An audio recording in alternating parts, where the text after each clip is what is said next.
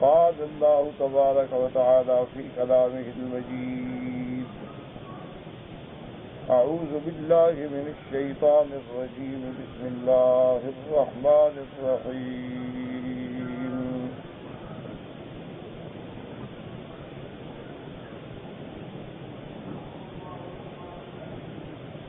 واضرب لهم مثل الرجلين جعلنا لأحدهما جنتين من أعناب وحففناهما بنخل وجعلنا بينهما زرعا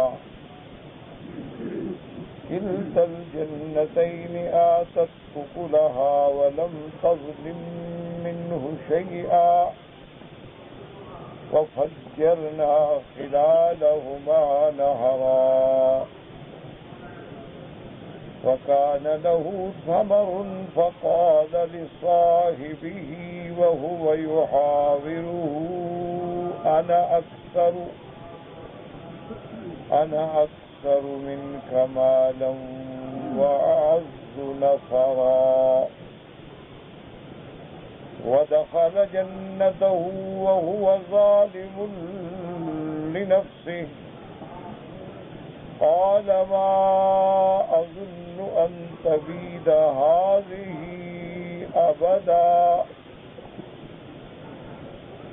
وما أظن الساعة قائمة ولئن رددت إلى ربي لأجدن خيرا منها منقلبا. قال المؤلف والمفسر رحمه الله تعالى: أدام النفع بعلومه وعلومكم في الدارين آمين. إلى أن قال: يقول تعالى بعد ذكره المشركين والمستكبرين عن مجالسة الضعفاء والمساكين من المسلمين فاقترفوا عليهم بأموالهم وأعصابهم وضرب لهم ولهم مثل برجلين جعل الله لأحدهما جنتين أي بساتين من أعناب معفوفتين بالنخيل المحدقة في جنباتها وخلالهما الزروع وكل من الأشجار والزروع مثمر مقبل في غاية الجودة ولهذا قال تعالى: كلتا الجنتين آتت أكلها. اب مفسر رحمۃ اللہ علیہ آیات کی تفصیل بیان فرماتے ہیں کہ جیسے پچھلی آیات میں اللہ تبارک و تعالیٰ نے حکم فرمایا تھا اپنے پیارے حبیب حضرت محمد مصطفیٰ صلی اللہ علیہ وسلم کو اللہ نے حکم دیا کہ آپ مشرکین کی طرف توجہ نہ فرمائیں، ان دولت مندوں، ان متکبرین مستکبرین کفار معاندین کی طرف توجہ نہ فرمائیں، بلکہ اپنے فقراء مومنین کو ترجیح دیں۔ اس لیے اللہ نے حکم دیا تھا: وَاصْبِرْ نَفْسَكَ مَعَ الَّذِينَ يَدْعُونَ رَبَّهُمْ بِالْغَدَاةِ وَالْعَشِيِّ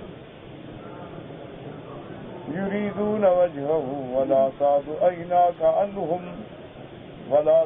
عَيْنَاكَ عَنْهُمْ تُرِيدُ زِينَةَ الْحَيَاةِ الدُّنْيَا وَلَا تُطِعْ مَنْ أَغْفَلْنَا قَلْبَهُ عَنْ ذِكْرِنَا وَاتَّبَعَ هَوَاهُ وَكَانَ أَمْرُهُ فُرُطًا۔ اللہ نے فرمایا میرے حبیب صلی اللہ علیہ وسلم آپ ان لوگوں کے ساتھ اپنے آپ کو رکھیں جو صبح و شام میری ذکر کرتے ہیں، جن کو صرف میری رضا مطلوب ہے، اور ان کو چھوڑیں جو لوگ اپنے خواہشات کے پیچھے پڑے ہوئے۔ تو اب ان دونوں کے لیے اللہ نے ایک مثال دیا کہ میرے محبوب دیکھیں کہ آپ کے مکے کے مشرکین کو بھی تو اپنے مال پہ ناز ہے نا، کہ ہم بڑے آدمی ہیں، ہمارا مقام ہے، ہم قریش ہیں، ہم ان فقیروں کے ساتھ غریبوں کے ساتھ بیٹھے جن کے کپڑوں سے بدبو آتی ہے۔ اس لیے اللہ نے یہ مثال بیان کی تاکہ یہ مثال جو ہے باعث عبرت بن جائے کہ پہلے بھی جن لوگوں نے اپنی دنیا پہ ناز کیا ہے ان کا کیا انجام کیا۔ اس لیے ہمیشہ یاد رکھیں کہ یہ دنیا جو ہے یہ تکبر کا مقام ہے، کبریائی جو ہے وہ صرف میرے اللہ کی ذات کو زیبا ہے، جیسے اللہ نے فرمایا حدیث قدسی میں العظمت ازاری والکبریاء ردائی فمن نازعنی قسمتہ، اللہ پاک نے فرمایا کہ کبریاء اور عظمت میری دیدار و ازار ہے، جو آدمی متکبر بن کے میرے ساتھ نزاع کرے گا میں اس کو توڑ ڈالوں گا۔ اس لیے علماء فرماتے ہیں کہ ہر گناہ کی سزا لیٹ ہو جاتی ہے، لیکن تکبر کی سزا فوراً مل جاتی ہے، دنیا میں بھی مل جاتی ہے اور آخرت میں بھی مل جاتی ہے۔ تو لہذا انسان کو کبھی متکبر نہیں ہونا چاہیے۔ اور تکبر کس بات پہ ہوتا ہے؟ یا نسب پہ، یا حسب پہ، یا قوم پہ، خاندان پہ، جمال پہ، اموال پہ، دولت پہ، منال پہ، حالانکہ یہ غور نہیں کرتا کہ یہ ساری چیزیں تو فانی ہونے والی۔ اسی لیے سیدنا علی کرم اللہ وجہہ، حضرت علی رضی اللہ تعالیٰ عنہ فرماتے تھے کہ مجھے حیرت ہوتی ہے اس انسان پہ کہ کیسے تکبر کرتا ہے، کیسے زمینوں پہ اکڑتا ہے۔ فرمایا کہ دیکھو اس کی اول کیا ہے، اولہ نطفۃ مضرہ فآخرہ جیفۃ قذرہ۔ فرمایا اس کی اول کیا ہے، گندا پانی، انتہا کیا ہے کہ مر جائے تو لاش میں بدبو پڑ جائے، اور جو زندگی درمیان میں گزر رہا ہے تو پیٹ میں گندگی اٹھائے پھر رہا ہے، کرتا کس بات پہ؟ جو سمجھ نہیں آتی کس بات پہ تکبر کرتا۔ اس لیے اللہ نے فرمایا انک لن تخرق الارض ولن تبلغ الجبال طولا، اے اکڑ کے چلنے والے، اکڑ سے نہ چل، تو زمین کو نہیں پھاڑ سکتا، اور نہ تو اکڑ کے چل، تیری قد جو ہے، کرامت جو ہے، کو پہاڑوں سے اونچا تو نہیں ہو جائے گا۔ ولا تمشي في الارض مرحا، تم اکڑ کے نہ چلا کرو زمین میں۔ اللہ تبارک و تعالیٰ کو متکبرین جو ہے وہ کبھی پسند نہیں آتا۔ تکبر جو ہے یہ ضروری نہیں ہوتا، تکبر چال میں بھی ہے، تکبر انسان کے اعمال میں بھی ہے کہ دوسرے کو حقیر سمجھے۔ اچھا کبھی یہ ہوتا ہے کہ تھوڑا سا مولوی بن گیا، سمجھتا ہے باقی سب جاہل ہیں، میں مولوی ہوں، یہ بھی تکبر ہے۔ اسی طرح اگر آپ کو تہجد نصیب ہو گئی، کہتی یار یہ کیسے گندے لوگ ہیں، فرض بھی نہیں پڑتے، میں دیکھو تہجد گزاروں، تو یہ بھی تکبر ہے، گیا مارا گیا۔ دیکھو جی میں نے 10 حج کرے ہیں، اور کس نے پوچھا ہے تم سے تم نے 10 کیے ہیں یا 50 کیا ہے؟ تو تکبر کبھی، شیطان بڑا بدبخت ہے، وہ مولوی کو علم کے رستے میں مارتا ہے، پیر کو پیری کے رستے میں مارتا ہے، عابد کو عبادت کے ڈھنگ سے مارتا ہے، گناہ گار کو گناہوں میں مارتا ہے، فاسق و فاجر کو فسق و فجور میں مارتا ہے، دنیا دار کو دنیا کی مار دیتا ہے۔ وہ بڑا ملعون ہے، ہر کسی کے لیے جال الگ رکھے ہوئے۔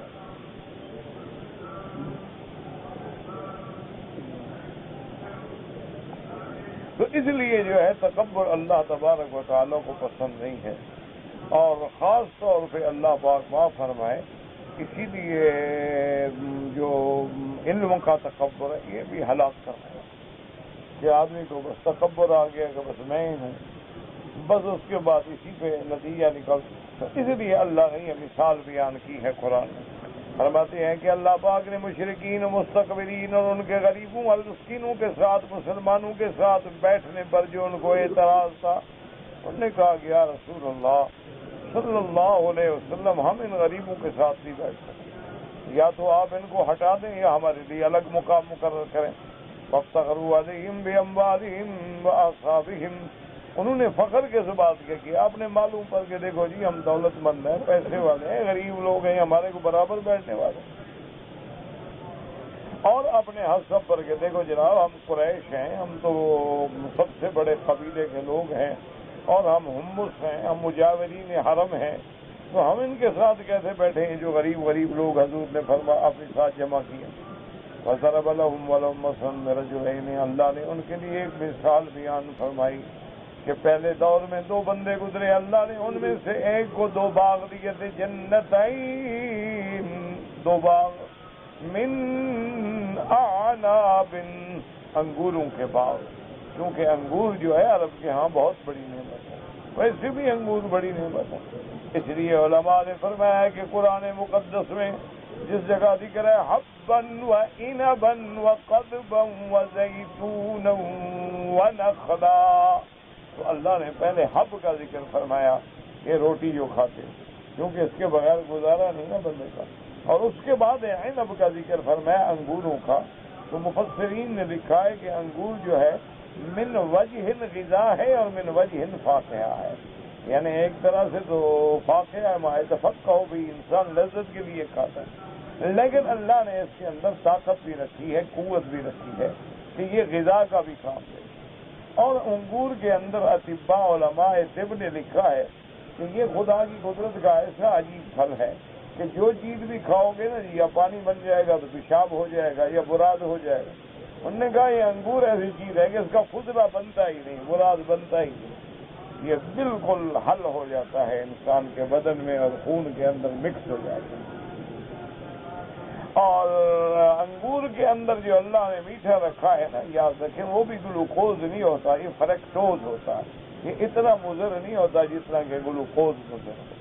تو انگور جو ہے بہت بڑی نعمت ہے جس کا ذکر اللہ نے قرآن میں بھی کرا، اور ویسے بھی اللہ کی شان ہے، آپ لوگ جو یہاں رہتے ہیں سب سے اچھا انگور جو ہے وہ طائف کا ہو، سب سے اچھی قسم جو ہے انگور کی وہ طائف۔ ایسے ماشاءاللہ مدینہ منورہ میں بھی اب انگور بہت ہے، مدینہ منورہ کے ارد گرد کی جو وادیاں ہیں ان میں بے انتہا انگور، اور پھر پوری دنیا میں انگور کا پھل ہے، اور ہر ملک کا انگور الگ ہے، کہیں سبز ہے، کہیں کالا ہے، کہیں لال ہے، کہیں گول ہے، کہیں لمبا ہے، کہیں پتلا ہے، کہیں بغیر دانے کا ہے، اللہ کی نعمت ہے۔ تو اللہ نے فرمایا کہ ہم نے ان کو باغات، 2 باغ دیے انگوروں کے، اور ان کے چاروں طرف جو ہے وہ کھجوریں لگی ہوئی، اور درمیان میں نہریں چل رہی۔ پھر بہت بڑے باغ سے درمیان میں وہ کھیتی باڑی بھی کرتا ہے، کیونکہ جگہ تنگ ہو تو پھر آپ کھیتی باڑی تو نہیں کر سکتے، لیکن بڑے بڑے باغ ہوں تو ایک درخت ادھر ہے اور ایک ادھر ہے اور درمیان میں کھیت بھی ہے، جیسے آپ باغوں میں دیکھیں گندم بھی ہوتی ہے، کپاس بھی ہوتی ہے، ہر قسم کی کاشت ہوتی ہے۔ تو اللہ فرماتے ہیں ہم نے اس کو ایسی نعمتیں دی، معفوفتین بالنخیل، کھجوروں نے گھیرا ہوا تھا، المحدقۃ بھی جنباتہما وفی خلالہما الزروع، تو اس کی جو جانب تھے درمیان میں جو جگہ تھی اس میں باقاعدہ کھیتی باڑی بھی تھی۔ وَكُلٌّ مِّنَ الْأَشْجَارِ وَالزُّرُوعِ مُثْمِرٌ مُقْبِلٌ فِي غَایَةِ الْجَوْدَةِ، اور اللہ نے فرمایا کہ ہم نے اس کی زمین کو ایسی طاقت دی کہ کھیتی ہے یا پھل ہے، ہر درخت جو ہے اور کھیتی بھی بہترین پھل دینے والے۔ اتنی فرماتے ہیں کلتا الجنتین آتت اکلہا، دونوں باغ جو اخرجت ثمارہا ولم تظلم منہ شیئا ای ولم تنقص منہ شیئا، کیا مانا کہ عام باغوں میں ہوتا ہے کہ کبھی ایک درخت پھلتا ہے کبھی ایک درخت نہیں پھلتا۔ آپ باغ دیکھیں نا جی، مثلا آپ کے باغوں میں 100 درخت ہیں تو خدا کی شان ہے کبھی 50 پہ پھل آتا ہے 50 پہ آتا ہے۔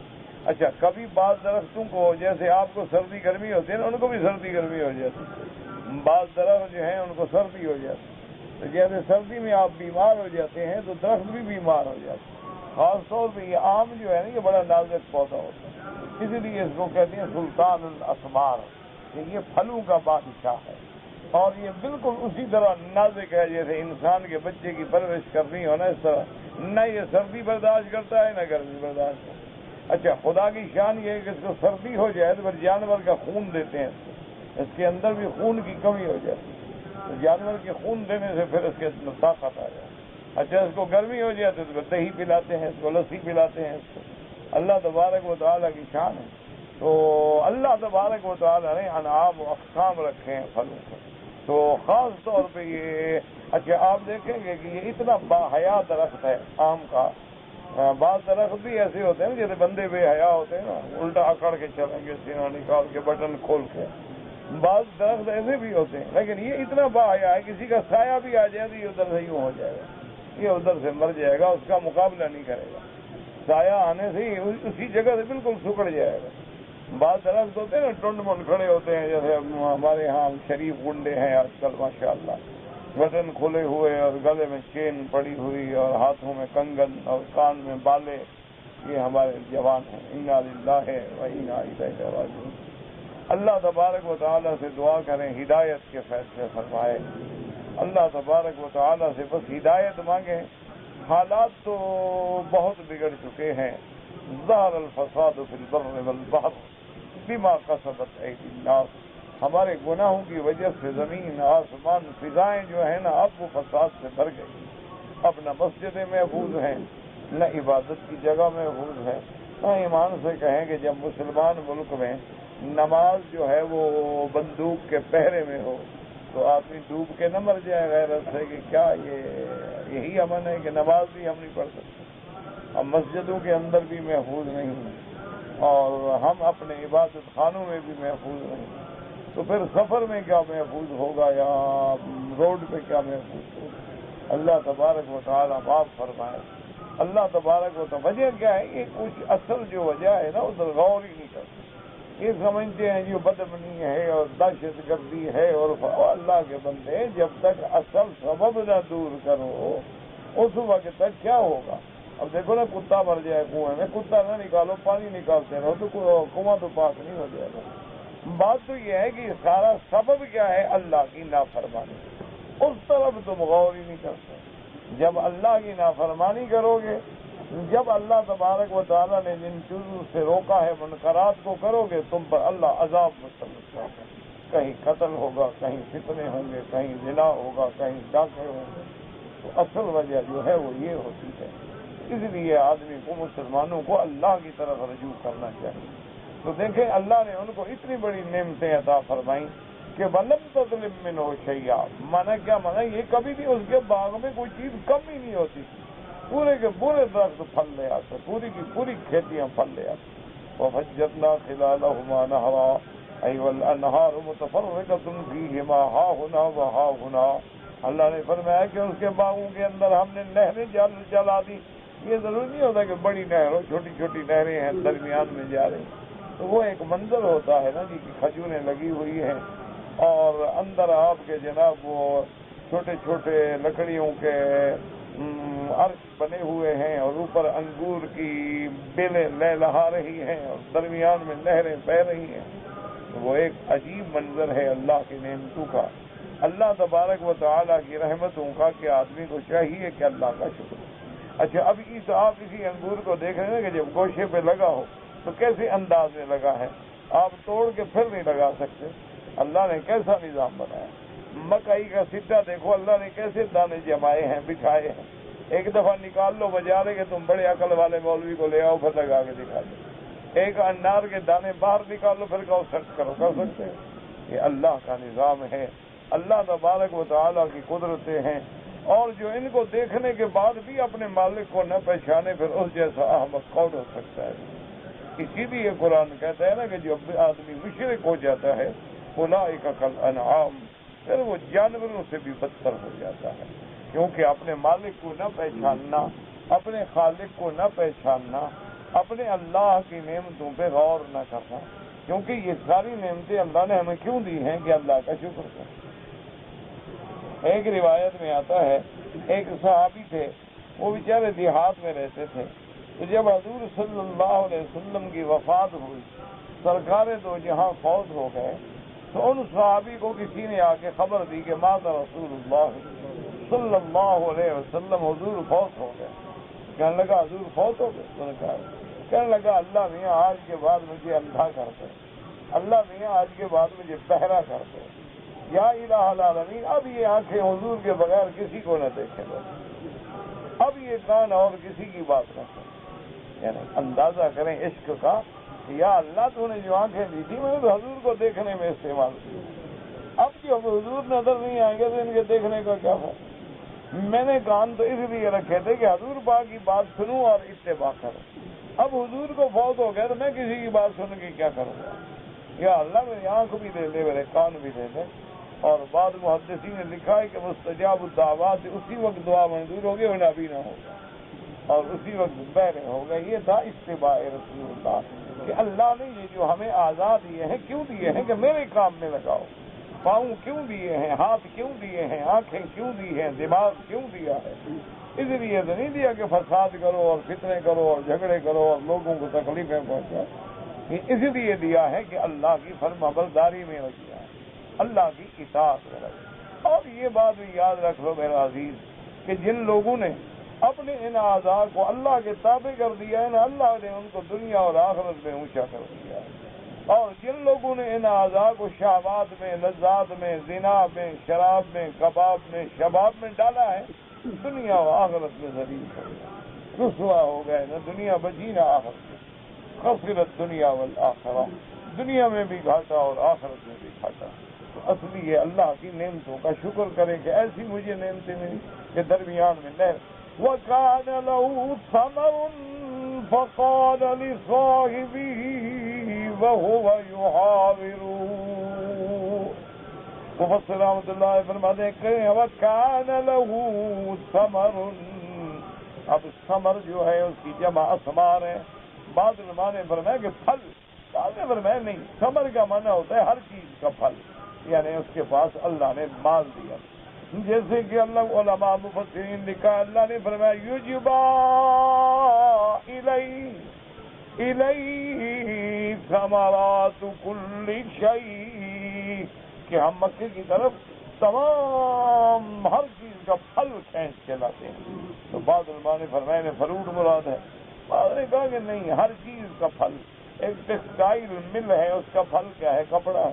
ایک اسٹیل مل ہے، اس کا پھل کیا ہے؟ لوہا ہے.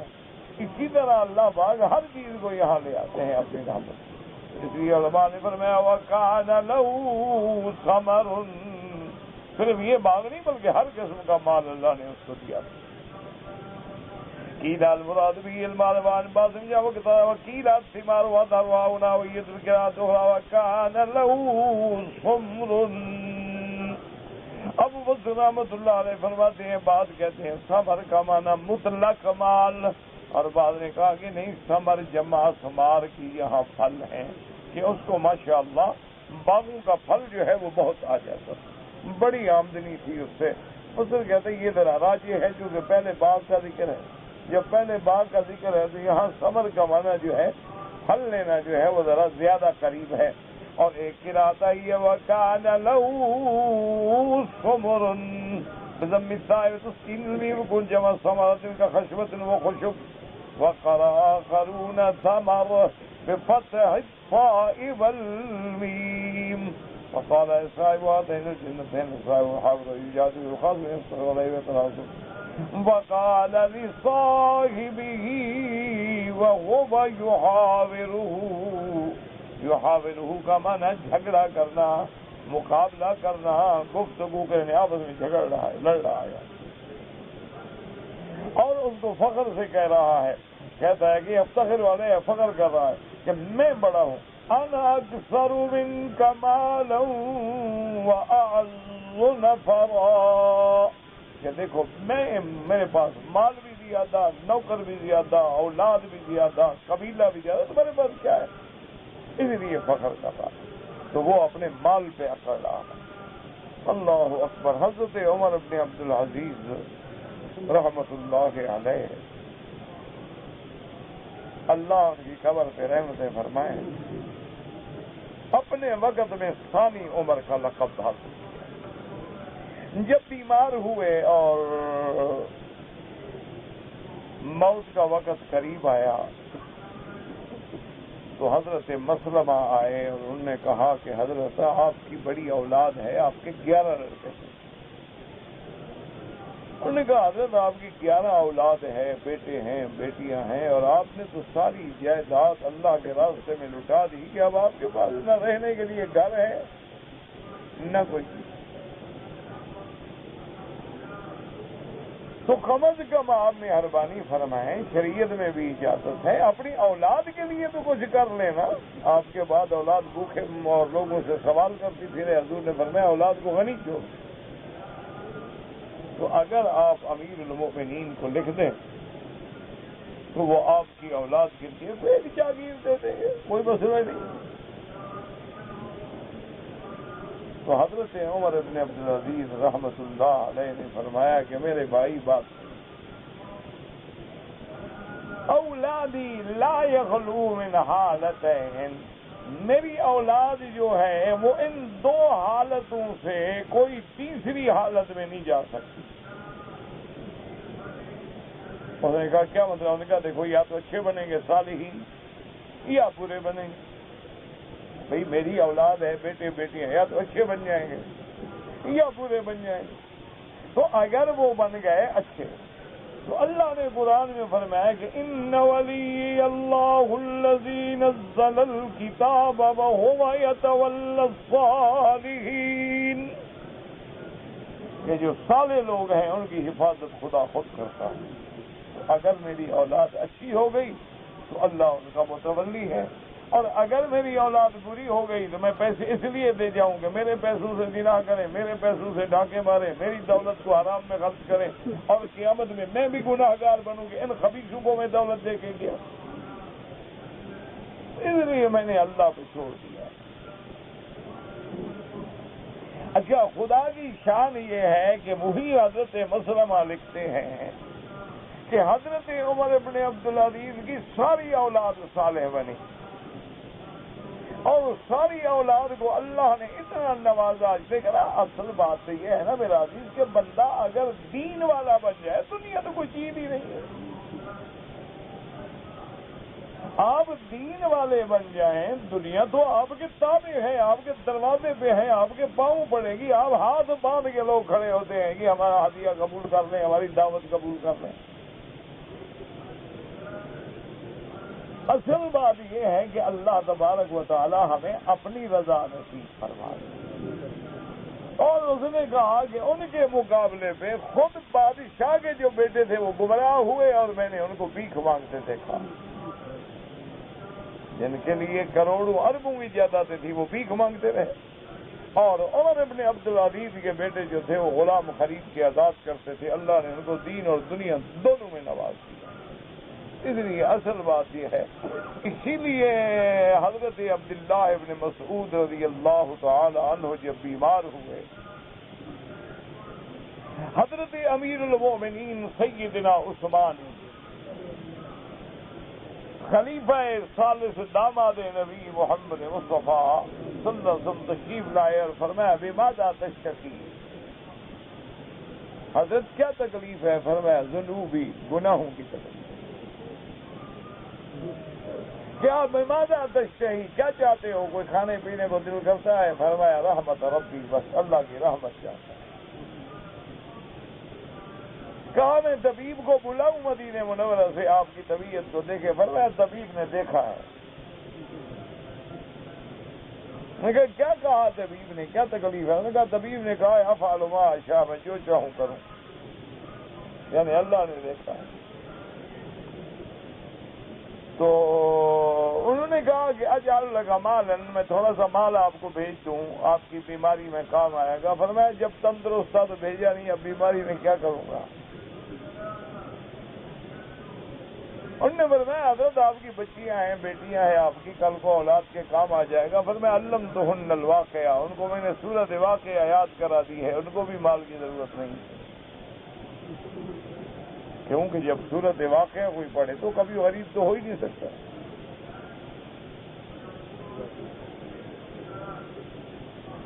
لیکن ایک واقعہ سمجھ لو، بعض اولیاء اللہ نے لکھا ہے کہ اسی نیت سے سورۃ واقعہ پڑھو کہ مجھے پیسے ملیں، دولت ملے. انہوں نے کہا نہ، سورۃ واقعہ پڑھو اللہ کی رضا کے لیے، اس کا خود بخود جو بدلہ ہے وہ مل جاتا ہے کہ لم تصبہ فاقۃ ابدا، کہ انشاءاللہ اس کو کبھی فاقہ نہیں ہوگا، اللہ کسی کو محتاج نہیں کرے گا. اچھا، ہمارے لوگ کہتے ہیں کہ سورۃ واقعہ جو پڑھیں صبح کو جو اٹھیں تو 1 ملین ریال ہمارے بینک اکاؤنٹ میں جمع ہو جائے. یہ مانا نہیں ہوتا، مانا ہوتا ہے بھوکے نہیں مرو گے، روٹی مل گئی، جگہ مل گئی، بس سبحان اللہ، اور کیا چاہیے؟ اس سے بڑی اور کیا چیز ہوتی؟ ہمارے لوگ یہی سمجھتے ہیں، وہ کہتے ہیں جی وظیفہ کو پیر ایسا بدلا ہے کہ تسخیر ہو، لوگ بھی تابع ہوں اور دولت بھی تابع. مجھے بھی ایک ٹکرا تھا پیر صاحب، کہنے لگا حضرت میرے پاس تسخیر کا عمل ہے، اور وہ اگر پڑھو تو بس لوگ مکھیوں کی طرح آپ کے قدموں میں پڑے ہوں گے. میں نے کہا کمال کرتے یار، یہ ایک بڑی بات ہے، میں تو تم سے زیادہ بڑا پیر ہوں. میں نے کہا میرے پاس وظیفہ ہے، یہ تو بندے ہیں نا، جانور پرندے جو ہیں بلاؤ تو آ جاتے ہیں. وہ بیچارہ حیران ہو گیا، تو کہنے لگا ماشاءاللہ حضرت مجھے پتہ نہیں تھا، جو ایسا کریں کہ یہ وظیفہ میں آپ کو بتاتا ہوں وہ آپ مجھے بتا. وہ ہم بیٹھے کھانا کھا رہے تھے تو دیہات میں آپ جانتے ہیں چارپائیوں پہ باہر بیٹھتے ہیں آدمی، تو میں نے وہ روٹی کا ٹکڑا ڈالا تو کوا آ گیا. میں نے کہا دیکھو وظیفہ میرا اثر کر گیا. میں نے کہا میرے پاس یہ وظیفہ پیسے ہوں تو سب ساتھ ہیں، جس دن پیسے ختم ہو جائیں تو اپنے بھی ساتھ نہیں دیتے. تو مجھے آپ کے وظیفے کی ضرورت نہیں ہے. میں نے کہا بس تم مہربانی کرو، تم اپنے وظیفے اپنے پاس رکھو، ہم سے یہ نہیں ہو سکتا. ہم طالب العلم لوگ ہیں، کتاب پڑھنے والے، رات کو 2 بجے مطالعہ کر کے ہم وظیفے کریں گے. ہمیں وظیفے آتے ہیں، ہمیں تو نماز بھی اللہ اپنی رحمت سے پڑھاتا ہے. ہمارا کوئی بہادری نہیں ہے کہ ہم نماز پڑھ لیتے ہیں، یہ بھی اللہ کی توفیق ہے. اللہ تبارک و تعالی محروم نہ فرمائے. جس دن نماز رہ جائے غور کرو، لازم تم سے گناہ ہوا ہے کہ آج خدا نے دروازے پہ نہیں آنے دیا. لازم اپنا محاسبہ کرو کہ رات میری نیند کیوں نہیں کھلی، میری تہجد کیوں چلی گئی. لازم تم نے دن میں کوئی گناہ کیا ہے، کوئی غلطی کی ہے، کوئی بد زبانی کی ہے، کوئی گالی دی ہے، غیبت کیا ہے، جھوٹ بولا ہے، گھر والوں سے، بیوی سے، بچوں سے، دوست سے. اس کی سزا ملی کہ اللہ نے اٹھنے نہیں دیا. اور جس دن تم سے کوئی نیکی ہوگی تو اللہ اس دن اور زیادہ عبادت کی توفیق دیتے ہیں. بس یہ پیمانہ تمہارے اپنے ہاتھ میں ہے، اپنے ہاتھ میں پیمانہ ہے. رات کو دیکھ لیا کرو کہ آج عبادت میں، نماز میں، طواف میں، قرآن میں، درس میں دل میں مانگ رہے اور پتہ ہی نہیں کہ میں کیا مانگ رہا ہوں. کل باللہ غافل دل کے ساتھ مانگ رہا ہے، پتہ کوئی نہیں کہ کیا مانگ رہا ہوں. ایسی دعا کا کیا. کتنے لوگ ہیں جن کو یاد ہو کہ صبح کی آج مغرب کی نماز میں امام صاحب نے کیا پڑھا ہے؟ ایسا خیال ہی نہیں، بس اللہ اکبر کھڑے ہیں، پتہ ہی نہیں امام صاحب کیا پڑھ رہے ہیں. رکوع میں جا رہا ہے، کوئی پتہ نہیں میں نے رکوع میں کیا پڑھا ہے. سبحان رب العظیم، پتہ نہیں کہ سبحانہ کا کیا معنی ہے، اور اعلی عظیم جس کی صفت ہے اس کی عظمت کا کیا مقام ہے. بس دعا کریں، آپ میرے لیے کیا کریں دعا. میں تو بھائی بالکل ناکام آدمی ہوں ہر لحاظ سے، عمل سے بھی اور ایمان میں بھی اور عمل میں بھی اور ہر قسم کے اس میں. بس دعا کیا کرو. یہی امید ہے کہ شاید اللہ ان سفید داڑھیوں والوں کی لاج رکھ کے قیامت میں بخش دے کہ اس کو رسوا نہ کرو.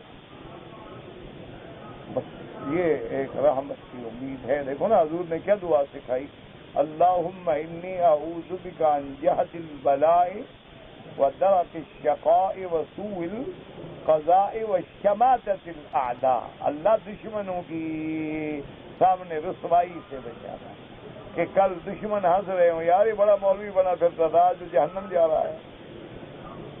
لوگوں کو تقریریں کرتا تھا اور اپنا حال یہ ہے شماتۃ الاعداء، کہ لوگوں کے سامنے آدمی عالم ہے کو گناہ ہو گیا، لوگ یہ وہی مولوی ہے، رسوا ہو گیا. اس لیے اللہ نے فرمایا اللہ مجھے دشمن کے سامنے رسوا نہ کر، ستر فرما دینا، پردہ ڈال دے. اللہم استرنا بسترک الجمیل، اللہم استر عوراتنا، آمن روعاتنا، خفف لوعاتنا، اللہم لا تجعلنا من الاشقیاء، اللہم اجعلنا من السعداء. بس دعا کیا کریں. یہ اب ہمارا وہ حالت ہوتی ہے نا جب مریض ICU میں ہوتا ہے نا جی، تو ڈاکٹر جب نکلتے ہیں تو میرے ہمسائے، قریبی دوست، رشتہ دار، جناب کیا حال ہے مریض کو، کہتے ہیں دعا کرو. مانا ہوتا ہے کہ اب معاملہ، اب ہماری حال بھی دعا پہ رہ گیا ہے، باقی اسباب ختم ہے. بس دعا کرو شاید گاڑی چل پڑے. وَهُوَ يُحَاوِرُهُ أَنَا أَكْثَرُ مِنكَ مَالًا وَأَعَزُّ نَفَرًا أَيَكْثُرُ خَدَمًا وَعَشْمًا. دیکھو میرے کتنے غلام ہیں، میری نوکر، میری اولاد. قَالَ قَضَى تِلْكَ وَاللَّهِ أُمْنِيَّةُ الْفَاجِرِ کثرت المال و عزت النفر. حضرت قتادہ فرماتی ہیں خدا کی قسم واللہ یہ فاجر لوگوں کی حالت ہوتی ہے کہ جن کو اپنے مال اور اولاد سے فخر ہوتا ہے. ایک کافروں کی بات ہے. اللہ کا مومن جو ہے اس کا بھروسہ اللہ پہ ہوتا ہے، نہ مال پہ ہوتا ہے، نہ اولاد پہ ہوتا ہے، نہ ساتھیوں پہ ہوتا ہے۔ وَدَخَلَ جَنَّتَهُ وَهُوَ ظَالِمٌ لِنَفْسِهِ أي بِكُفْرِهِ وَتَمَرُّدِهِ وَتَكَبُّرِهِ وَتَجَبُّرِهِ وَإِنكَارِهِ الْمَعَادِ۔ اللہ فرماتے ہیں کہ وہ اپنے باغ میں داخل ہوا، ظالم لنفسه، کیا مانا؟ اپنے نفس پہ ظلم کرنے والا، کیا مانا؟ کفر کرنے والا، تکبر کرنے والا، سرکشی کرنے والا۔ اسی حال میں جب باغ میں آیا اور باغ کو دیکھا تو کیا کہتا ہے؟ قال ما اظن ان تبید هذه ابدا وذلك الانسان ما را فيها من ظروف الاستعمار والاشجار النار والطرد جوار بها وارجائها ظن ان لا تفني ولا تفرق ولا تهلك ولا تترك وذلك قلة عقله وضعف يقينه بالله وإعجابه بالحياة الدنيا وزينتها وكفره بالآخرة۔ اب مفسر فرماتے ہیں کہ جب اس نے اپنے پھل دیکھے، درخت دیکھے، باغ دیکھا، نہریں دیکھی، تو خیال کیا کرے گا یہ اب کبھی فنا نہیں ہو سکتے، یہ باغ کبھی ختم نہیں ہوگا، کبھی ہلاک نہیں ہوگا، کبھی برباد نہیں ہوگا۔ مفسر فرماتے ہیں وجہ کیا ہے؟ قلت عقل، بے وقوفی، اللہ کے ساتھ یقین کا نہ ہونا، دنیا کی زندگی پہ تعجب کرنا، آخرت پر یقین کا نہ ہونا۔ اس لیے کہنے لگا یار اس کو کیا، اب اس باغ کو کون برباد کر، یہ تو ہر سال اور بڑھے گا اور بڑھے گا اور بڑھے گا، لہذا یہ کبھی ختم نہیں ہوگا۔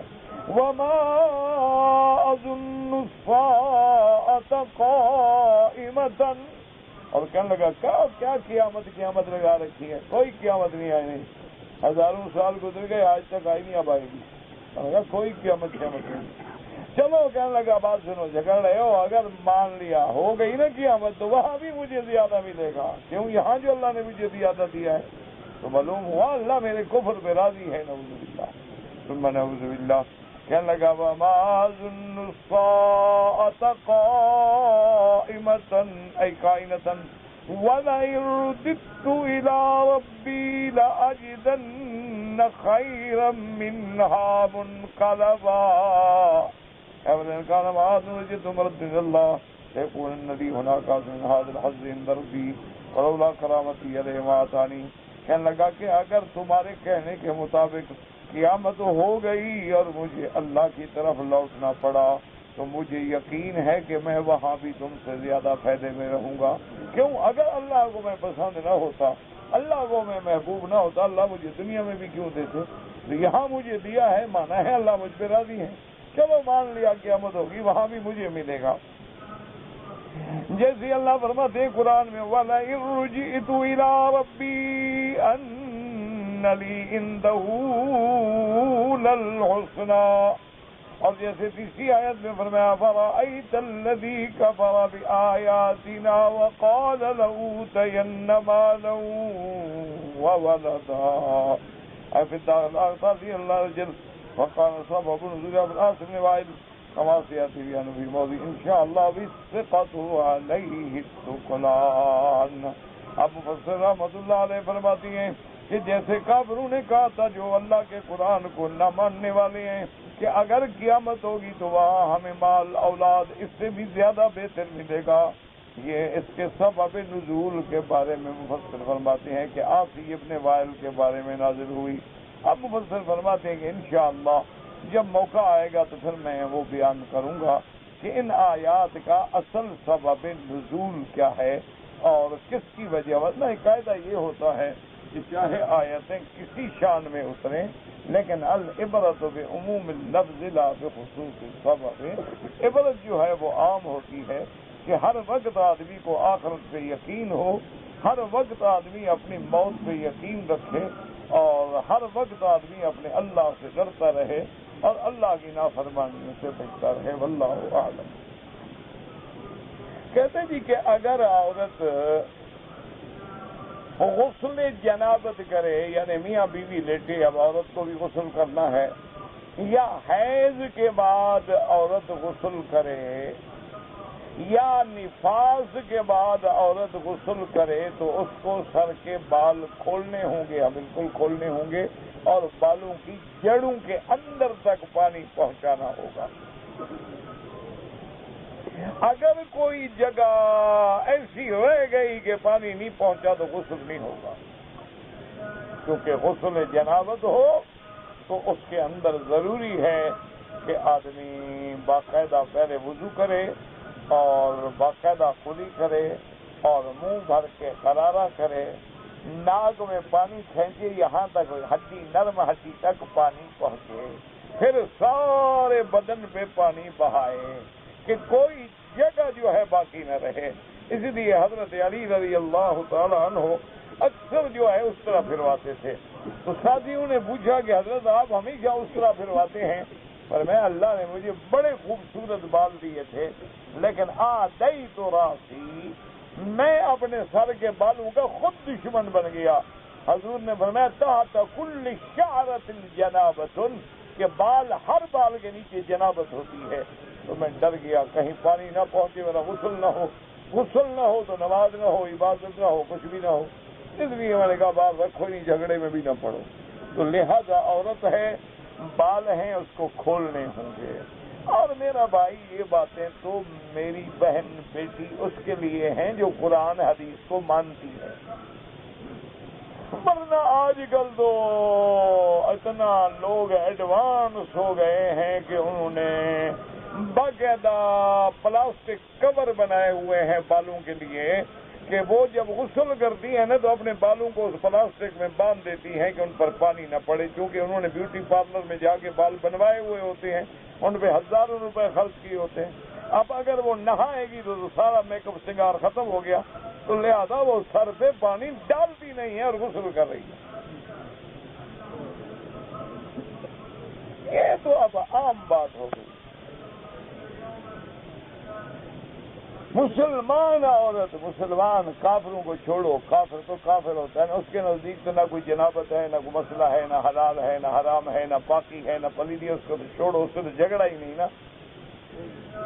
جھگڑا ہے جو کہے کہ ہم مسلمان ہیں اور میری بیٹی اور بیگم اور بیوی کا نام جو ہے ماشاءاللہ ازواج رسول امہات المومنین کے نام پہ ہے، اور ماشاءاللہ جی میری بیٹی بڑی اسلامیات میں ایم اے کیا ہے، اس نے نہ اس کو غسل کا پتہ ہے، نہ جنابت کا پتہ ہے، نہ اس کو حیض اور نفاس کے فرق کا پتہ ہے، نہ اس کو حیض سے پاک ہو کے غسل کرنے کے طریقے کا پتہ ہے۔ بس زندگی ہے، فیشن ہے، اور ہر وقت ایک میک اپ ہے، سنگار ہے، یہ بھی پتہ نہیں ہے کہ کس کس کریم میں، کس کس صابن میں، کس کس میرے لوشن میں، کس باڈی لوشن میں، آئی برو میں، کس کس چیز میں حرام چیزیں ملی ہوئی ہیں، اس کو پتہ ہی نہیں ہے۔ پتہ ہے تو غور کرنے کی ضرورت ہی نہیں۔ انا للہ و انا الیہ راجعون۔ آپ حیران ہوں گے کہ اس وقت 200 300 ریال کی ایک صابن کی ٹکی ہوتی ہے، اور وہ جتنی مہنگی ہو اس میں خنزیر کی چربی ہوتی ہے۔ جتنی مہنگی ترین دنیا کی کریم ہے نا، باڈی ہو، فیس ہو، ہینڈ لوشن ہو، فٹ لوشن ہو، سب میں وہ اپنا خنزیر کی چربی ہوتی ہے۔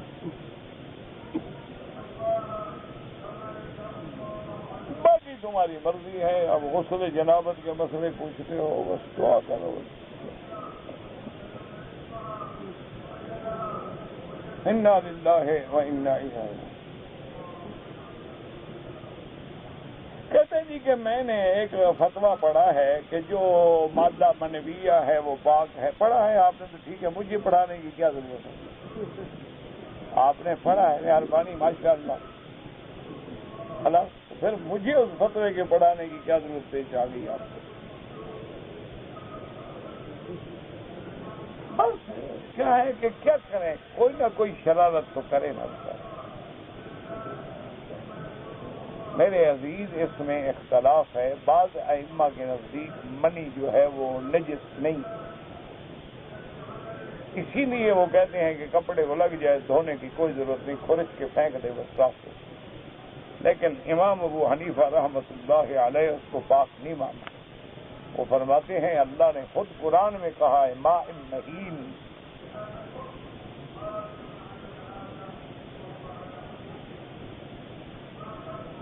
میرا بھائی جو فصل نکلتا ہے نا، گندم ہے، سبزہ ہے، جو بھی ہے، اس کا عشر دینا. جب آپ نے گندم کا عشر دے دیا تو پھر بھوسے کا کیا مانا؟ بھوسا تو گندم کو صاف کرو گے تو نکلے گا نا. بہرحال یہ ہے کہ ہر چیز کا ہم نے عشر دینا. کہتے جی کہ دعائے قنوت نازلہ جب مسلمانوں پہ کوئی مصیبت آئے تو فجر کی نماز کے بعد یا مغرب کی نماز کے بعد حضور صلی اللہ علیہ وسلم دعائے قنوت پڑھتے تھے. بالکل سنت ہے. ہاتھ اٹھا کے مانگیں تمہاری مرضی، ہاتھ اٹھا کے مانگو، ہاتھ باندھ کے مانگو، کوئی مسئلہ نہیں. جیسے دعا ہے، دعا ہاتھ اٹھا کے مانگو تو جائز ہے، بغیر ہاتھ اٹھائے مانگو تو جائز ہے، لمبے ہاتھ اٹھاؤ تو جائز ہے کہ حتیٰ کہ حضور کی بغلوں کی سفیدی نظر آ گئی. تو یہ تو ساری باتیں جائز ہیں، کوئی جھگڑے والی نہیں. یہ قرآن میں جہاں لکھا ہے نا، المنقذ والمنخنقۃ والموقوذۃ والمتردیۃ والنطیحۃ وما اکل السبع، وہ آیت کھول کے پڑھ رہے ہیں. رکن یمانی پہ اگر موقع ملے ہاتھ لگانے کا تو دایاں ہاتھ لگائیں، بسم اللہ اللہ اکبر. اور اگر موقع نہ ملے تو چلے جائیں، اشارے کی بھی ضرورت ہے. بعض بھائی جو غلط سے بایاں ہاتھ لگاتے ہیں وہ خلاف سنت ہے، ناجائز.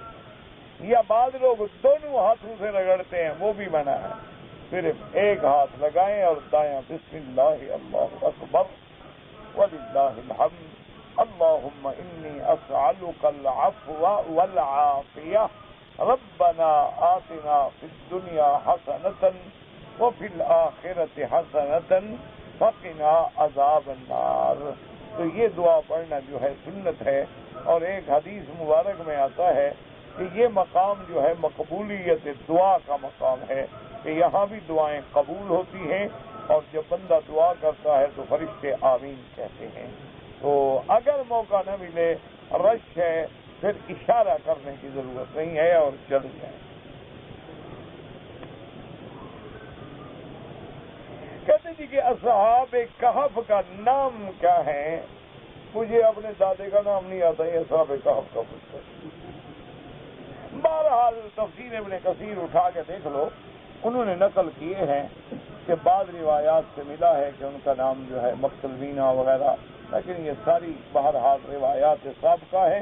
اللہ نے قرآن میں نام ذکر نہیں کیا. اللہ نے فرمایا اذ اول فتیۃ الی الکہف، وہ نوجوان جنہوں نے غار میں پناہ لی. ان کے نام کیا تھے نہ قرآن میں ہے اور نہ حضور پاک نے بتلائے. بہرحال ایک روایت علماء نے نقل کی ہے جس کو ابن کثیر نے بھی نقل فرمایا ہے کہ بعض کہتے ہیں کہ اسناد صحیح کے ساتھ حضرت ابن عباس تک بات پہنچتی ہے کہ کتب سابقہ میں وہ جو رقیم تھی، تختی تھی جس پہ نام لکھے ہوئے تھے، تو ان سے یہ نام معلوم ہوئے. تو وہ پرانے دور کے نام ہیں عبرانی سریانی کے، مجھے تو آتے نہیں. آپ وہ ابن کثیر کھول کے دیکھ لیں، کیونکہ نہ تو میں طویل لکھتا ہوں کہ مجھے وہ نام یاد ہیں. یہ اکثر مولوی یاد رکھتے ہیں، پیر وغیرہ جو ہوتے ہیں وہ کہتے ہیں کہ وہ اصحاب کہف کے نام لکھو نا، جس کو جن ہوں دکھاؤ تو جن بھاگ جاتے ہیں. او یار سورت کہف کیوں نہ پڑھو جن بھاگ جائیں؟ قرآن سے نہیں پڑھتے، اصحاب کہف کے نام سے بھاگ جاتے ہیں. اللہ کے بندے ہیں، بس لوگوں نے ایک ذہن بنایا ہوا ہے، اور جب تک جاہل موجود ہے پیری چلتی رہے گی. چشم عالم کو کور رہنے دو اور میری پیری میں زور رہنے دو. جب آدمی پڑ جاتا ہے نا وہ پھر پیر چیز نہیں مانتا، وہ جانتا ہے فراڈی ہے کیا کر رہا ہے. کہتے ہیں جی کہ التحیات میں السلام علیک ایھا النبی ورحمۃ اللہ، اس سے کوئی حاضر ناظر کا مسئلہ نہیں. یہ تو وہ لفظ ہیں جو ہم قرآن کے معراج کی رات میں جو حضور نے پڑھے اور اللہ نے سلام فرمایا تو نقل کر رہے ہیں. ہم تو ان الفاظ کو نقل کر رہے ہیں کہ حضور نے التحیات للہ والصلوات والطیبات، اوپر سے جواب ملا والسلام علیک ایھا النبی ورحمۃ اللہ وبرکاتہ، تو انہی الفاظوں کو ہم نقل کریں. اب دیکھیں نا جی کہ جیسے موسیٰ علیہ السلام گئے، فرعون کی دربار میں جب پہنچے اور فرعون کو چیلنج کیا تو فرعون بدبخت پہچان گیا. بعض علماء مفسرین علماء متاخرین کو دھوکا لگا ہے. وہ کہتے ہیں کہ جس فرعون نے پالا تھا وہ اور تھا اور جو فرعون غرق ہوا وہ اور تھا. یہ غلط ہے، وہی ایک ہی تھا. اسی لیے اب دیکھیں کہ السلام علیکا کاف خطاب ہے. وہاں دیکھو فرعون کیا کہتا ہے، الم نربک فینا ولیدا. تو وہ بھی تو کاف خطاب ہے کہ تم وہی نہیں ہو جس کو ہم نے پالا تھا گھر میں، اور چھوٹے بچے کو پالا تھا تو وہی موسیٰ ہو. ہمارے گھر میں پلے ہو اور آج ہمارا مقابلہ کر رہے ہیں. تو اب جب ہم قرآن پڑھتے ہیں الم نربک تو ہم خطاب کر رہے ہیں، موسیٰ علیہ السلام حاضر ہوتے ہیں. کوئی عقل کرو. تو ہم تو وہ لفظ نقل کر رہے ہیں جو قرآن میں ہیں، ورنہ نہ ہم موسیٰ علیہ السلام کا خطاب کر رہے ہیں نہ فرعون کا خطاب کر رہے ہیں.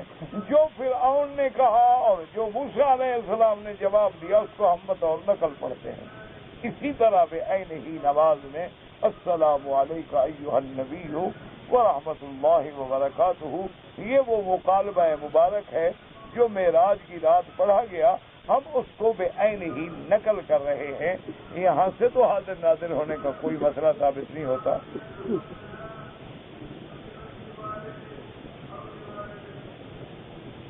کہتے جی کہ جب کوئی ملازم ریٹائر ہو جاتا ہے تو گورنمنٹ کی طرف سے پینشن ملتی ہے، بالکل لینا جائز ہے، کوئی حرام نہیں. اور آپ کا جو پیسہ پروویڈنٹ فنڈ کے نام سے جمع ہوتا ہے وہ بھی لینا آپ کو جائز ہے. تو آپ کے پیسے ہیں، بالکل جائز ہے، ضرور لیں آپ.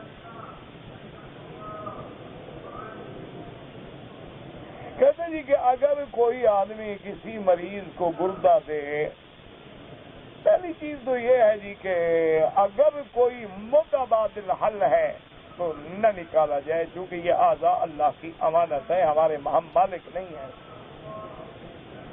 ہاں، حالت اضطرار میں کسی کی جان بچانا ضروری ہے، اور ڈاکٹر یہ اس بات پہ بھی متفق ہیں کہ تمہارا گروپ اور گردہ ملتا ہے اور یہ اس کو فائدہ پہنچائے گا اور تمہیں بھی نقصان نہیں ہوگا، تو پھر دے سکتا ہے، ورنہ نہیں دے سکتا. خودکشی کیوں حرام ہے؟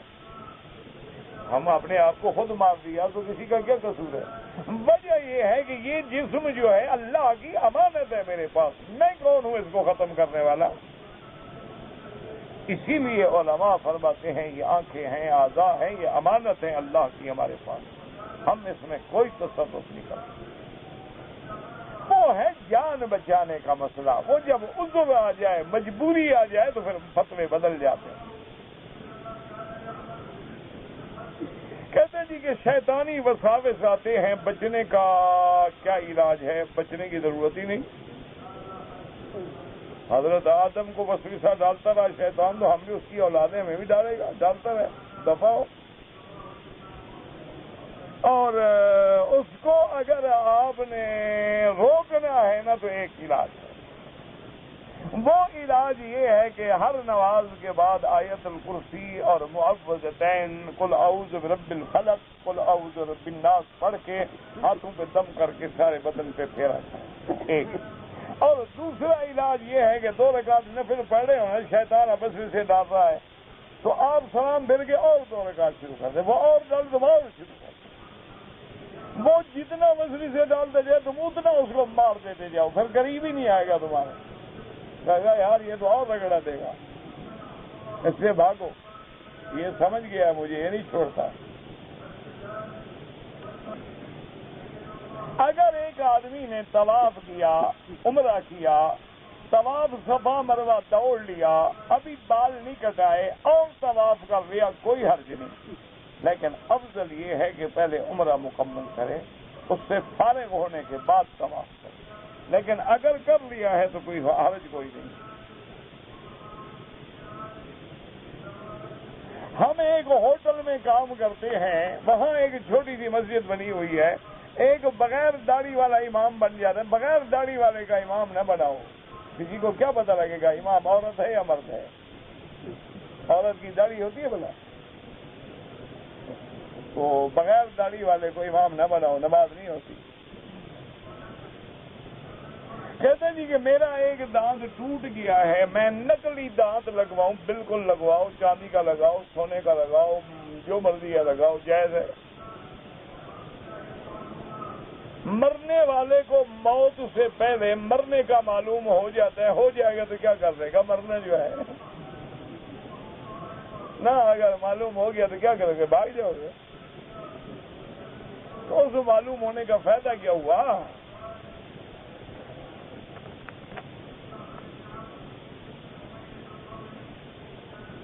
کہتے جی کہ ہم ایک کمپنی میں کام کرتے ہیں، حرم میں آتے ہیں نماز کے لیے، تو بعض لوگ ہمیں 1 ریال 2 ریال 5 ریال خیرات دے دیتے ہیں۔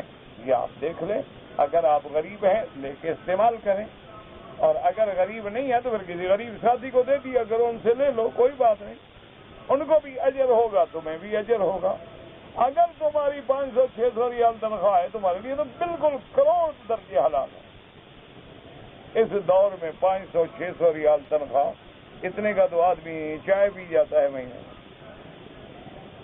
تو میں تو سچی باتیں کہتا ہوں، یہ جو خادم لوگ کام کرتے ہیں نا حرم، یہ سب سے زیادہ خیرات کے مستحق، نہ کسی سے ہاتھ پھیلاتے ہیں، نہ مانگتے ہیں بیچارے، حرم کی خدمت بھی کر رہے ہیں، اللہ توفیق دے ان کو دیا کریں۔ یہ بیچارے جو بلدیہ میں جھاڑو دے رہے ہیں یہ مستحق ہے، نہ کسی سے سوال کر رہے ہیں، نہ مانگ رہے ہیں، اور نہ تنگ کرتے ہیں کسی کو، اور اگر ان کے پاس پیسے ہوتے تو بیچارہ جھاڑو دیتا باہر کھڑا۔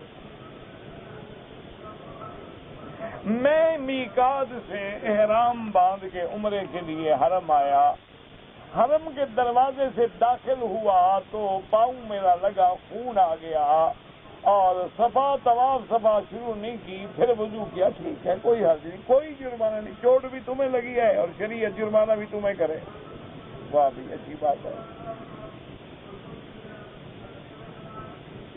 مجھ سے بھائی نہیں پڑھا جاتا کہ ایک حضرت ہے حاجی علی درگاہ، مجھے نہیں پتا آپ نے کیا لکھا ہے۔ یہ جو 10واں 40واں 11ویں 7 جو مناتے ہیں سب بدعت ہے۔ 11ویں جو مناتے ہیں یہ بھی بالکل بدعت ہے، غیر اللہ کی طرف نسبت ہے، اور جو چیز غیر اللہ کی طرف نسبت ہو جائے اس کا کھانا جائز نہیں ہے۔ اللهم صل على محمد وعلى آل محمد وبارك وسلم۔ ربنا تقبل منا انك انت السميع العليم وتب علينا انك انت التواب الرحيم۔ اللهم اشفنا واشف مرضانا ومرضى المسلمين، اللهم اصلح احوالنا واحوال المسلمين، اللهم اصلح ذرياتنا وذريات المسلمين، اللهم اجعلنا واجعلهم من عبادك الصالحين الناجحين الراشدين الفائزين۔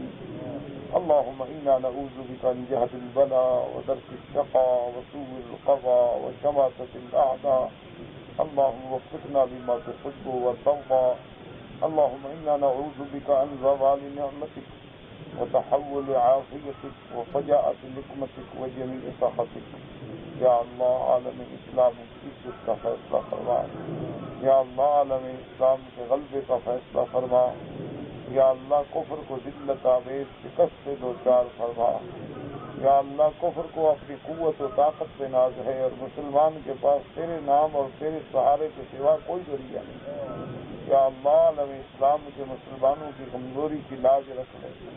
اللہم الیک اشکو ضعف قوتی وقلت حیلتی وحوانی علی الناس۔ یا اللہ بیماروں کو شفا عطا فرما، بے حیاؤں کو حیا عطا فرما، بے دینوں کو دین عطا فرما، بے اولادوں کو اولاد عطا فرما، جن کی اولادیں ہیں ان کو صالح بنا، بے روزگاروں کو روزگار عطا فرما، قرض داروں کے قرض عطا فرما، جن کا رزق تنگ ہے ان کے رزق میں برکتیں عطا فرما، جن کے گھروں میں بچیاں ہیں ان کے رشتے آسان فرما، یا اللہ مستقبل روشن فرما، یا اللہ ہمیں مانگنا نہیں آتا بغیر مانگے عطا فرما، یا اللہ پورے عالم میں ہدایت کی فضا پیدا فرما، یا اللہ حضور کی امت میں جوڑ پیدا فرما، یا اللہ پوری دنیا میں ہدایت اور فضائیں اور ہدایت کی ہوائیں اور فضائیں پیدا فرما دے، یا اللہ حضور کے ہر امت کو دین کا داعی اور دین کا سپاہی بنا دے۔